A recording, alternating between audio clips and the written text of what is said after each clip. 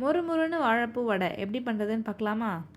நான் இன்றைக்கி 100 கிராம் போல் ரேஷன் துவரம் பருப்பு தான் எடுத்திருக்கேன். 2லேருந்து 3 தண்ணி நல்லா கழுவிக்கோங்க. இதை ஒரு 35லேருந்து 45 நிமிஷம் நல்லா ஊற வச்சு எடுத்துக்கலாம். ஒரு 2 கைப்பிடி அளவுக்கு வாழைப்பூ எடுத்துக்கோங்க. இதில் வீடியோவில் காட்டுற மாதிரி அழகாக க்ளீன் பண்ணி எடுத்துக்கோங்க. இதையும் தண்ணியில் நல்லா கழுவிட்டு ஒரு பிளேட்டில் வந்து மாற்றி வச்சுக்கோங்க. இனி நம்ம வடைக்கான மாவை ப்ரிப்பேர் பண்ண ஸ்டார்ட் பண்ணிடலாம். 40 நிமிஷம் போல் ஆயிடுச்சு.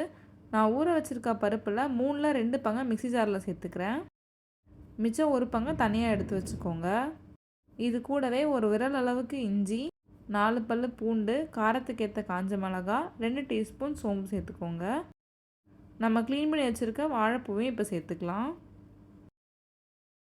இதை நம்ம அரைச்சி எடுக்க போகிறோம். அரைக்கிறதுக்கு தண்ணி எதுவும் சேர்க்கக்கூடாது. பல்ஸ் மோடில் போட்டு கொஞ்சம் கொஞ்சமாக அரைச்சிட்டு லாஸ்ட்டாக ஸ்பீடை ஏற்றிக்கோங்க. இந்த அளவுக்கு அழகாக அரைஞ்சி வரணும். இனி நம்ம எடுத்து வச்சுருக்க ஒரு பங்கு பருப்பு இருக்கு இல்லையா, அதை இப்போ சேர்த்துக்கலாம். இது கூட அது கூடவே நறுக்கின பெரிய வெங்காயம் சேர்த்துக்கோங்க. நறுக்கின கொத்தமல்லி, கருவேப்பிலை சேர்த்துக்கோங்க. ஒரு சிட்டிகை அளவு பெருங்காயத்தூள் சேர்த்துக்கோங்க.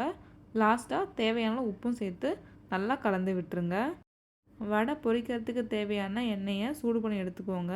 எண்ணெய் சூடானதும் நம்ம வடை போட ஸ்டார்ட் பண்ணிடலாம். 2 பக்கமும் ஈவனாக வேகணும். அப்பப்போ திருப்பி விட்டுட்டே இருங்க. நல்ல ஒரு டார்க் கலர் வந்த உடனே நம்ம வடையை வந்து எடுத்துடலாம். அவ்வளோதாங்க, சூப்பரான டேஸ்டியான கிறிஸ்பியான ஒரு ஈவினிங் ஸ்நாக் ரெடி ஆகிடுச்சு. நீங்களும் மறக்காமல் ட்ரை பண்ணிட்டு உங்கள் ஃபீட்பேக்கை ஷேர் பண்ணுங்கள். டாட்டா பாய்.